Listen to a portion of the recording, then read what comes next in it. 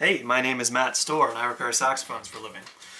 Today I'm going to do a short video. This is by request of a horn I just finished up. This is a 1926 Buescher tipped bell soprano saxophone. You will probably notice that when you look at this horn, the bell is offset from the body, and you also have a curve in the mouth pipe. This one is one piece.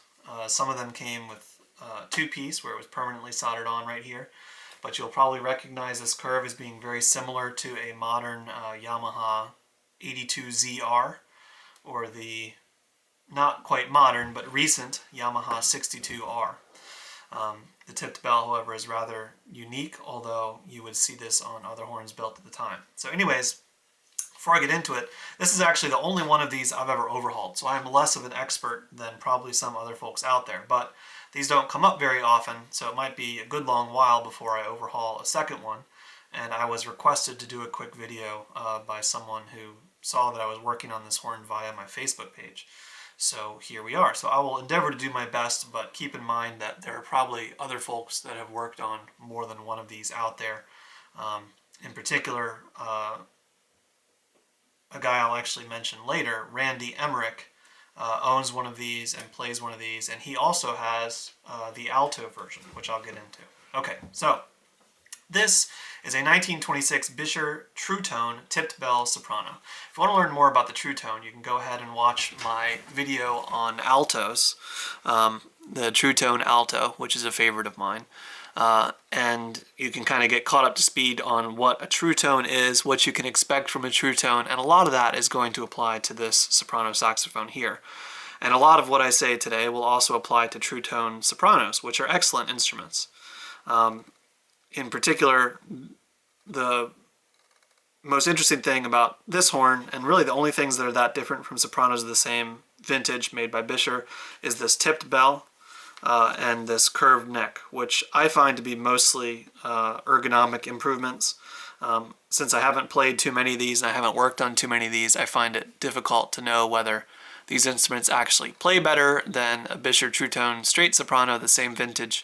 And, you know, horns are different from one to the next, so it's kind of hard to tell. That said, this saxophone in particular plays very well, and I enjoyed it a lot.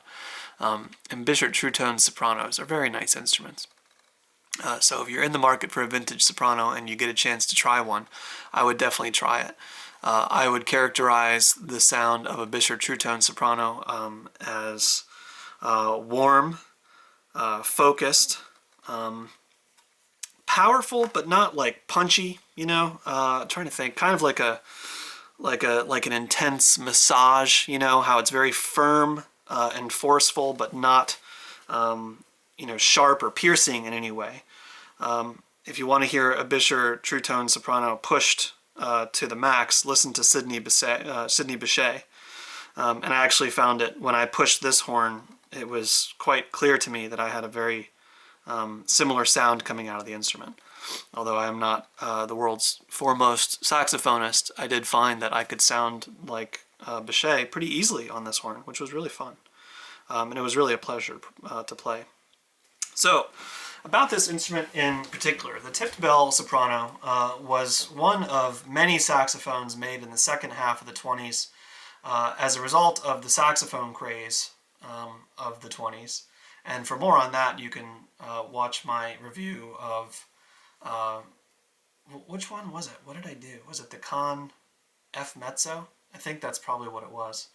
And this is made around the same time. And there are actually other soprano saxophones made around the same time that had similar accoutrements, right? So if you look at the King Saxella, which had a more severe curve here and a more severe curve here, it's also basically a tipped bell soprano. That was made from 1924-ish for a few years.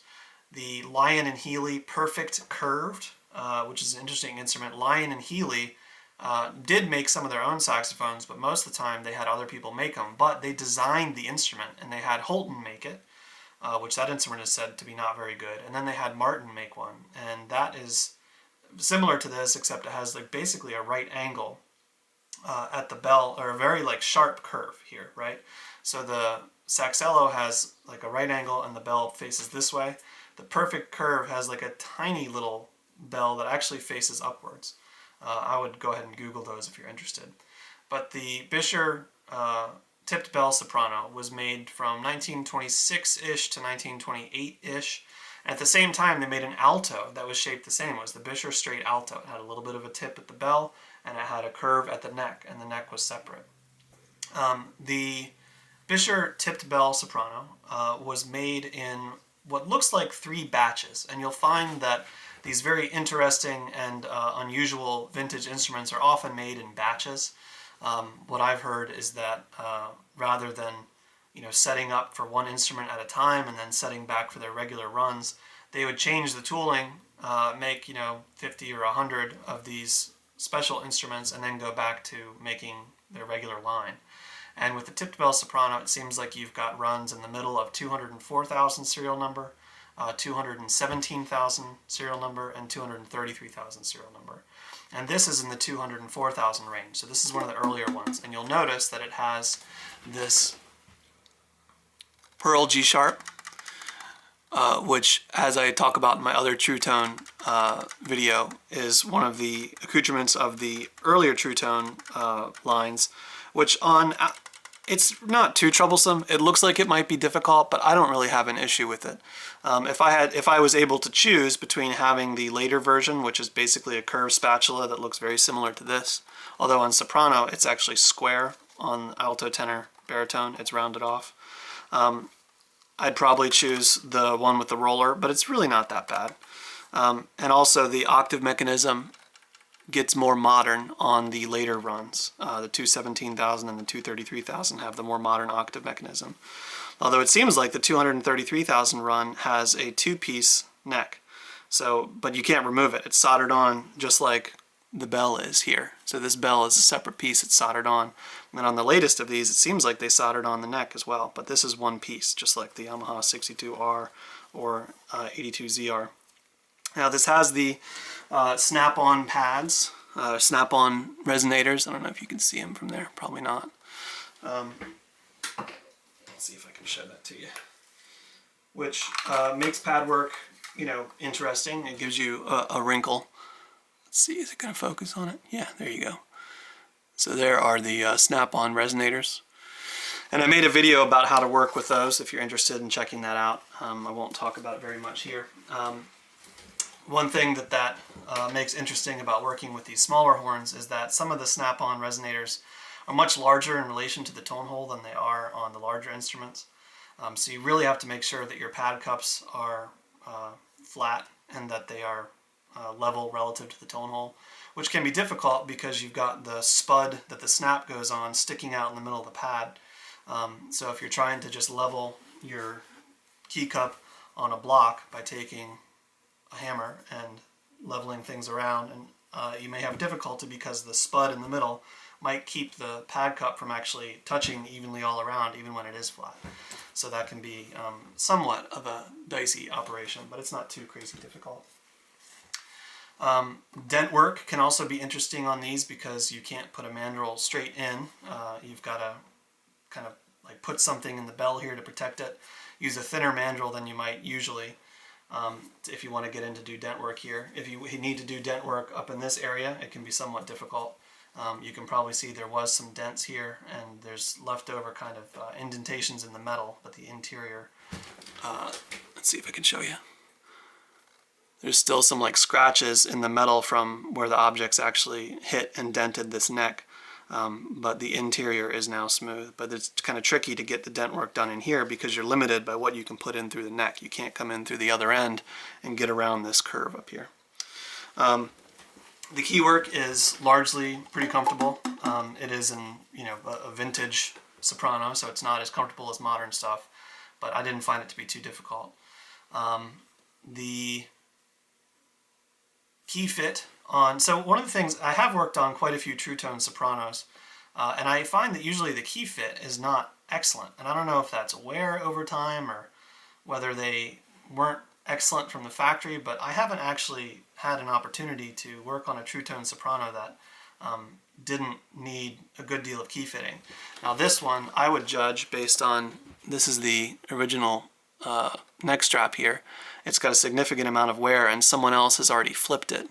I think that means this horn got played an awful lot. So I think that's why this particular one had key fit issues. But once you take care of those key fit issues, which you need to, because you've got all your keys on one long, from your side E all the way up here is all on one long hinge rod. And believe it or not, this key here is also one extremely long hinge rod. So you've got a screw and a barrel that goes all the way through there. And getting this to work so that it is firm and tight and feels good under the fingers, you really need to have excellent key fit, because you're working against a lot of other design constraints. When you've got tiny key work, you can't have springs that are very long. And if you look at some of the spring design here, see if you can see on the lower stack, you can see that those springs are all under an inch long. And the shorter the spring is, right? Like imagine this is a spring, okay? And it needs to travel like to here, okay?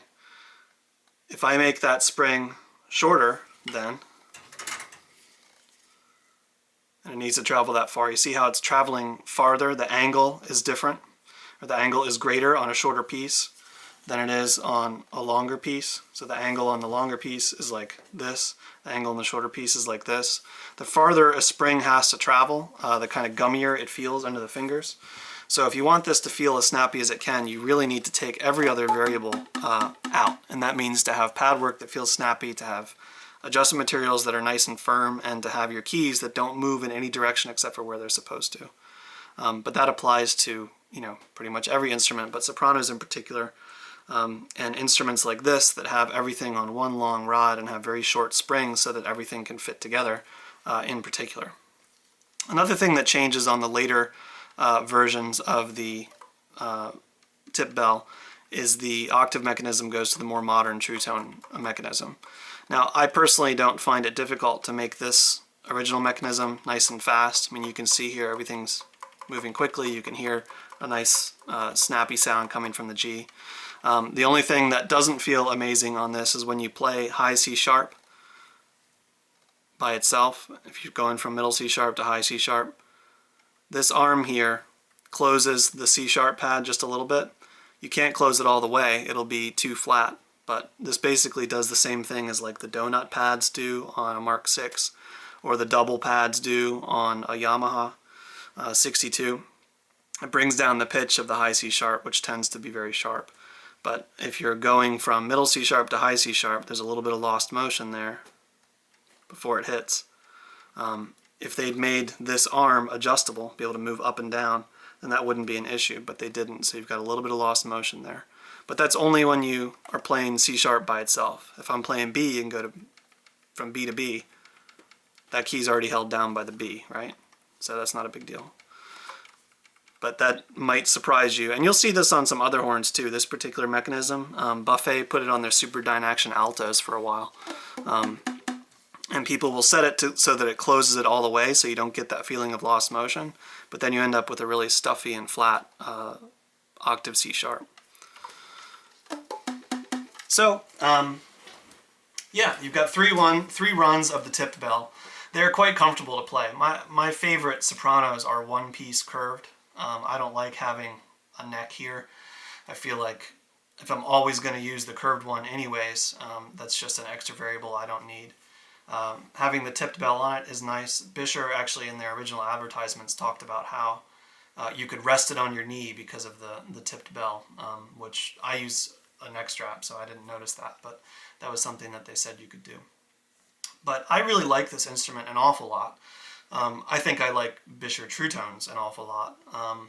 But if you ever are lucky enough to come across one of these and you're in the market for a soprano, you could definitely do worse. So, my name is Matt Stohrer. I repair saxophones for a living. This instrument is getting picked up in about 5 minutes, so hopefully I didn't make any major screw-ups in this video, because this is definitely a one-taker. But hope you enjoyed it, found it helpful, useful, informative. If you got any questions, please feel free to get in touch, and thank you for watching.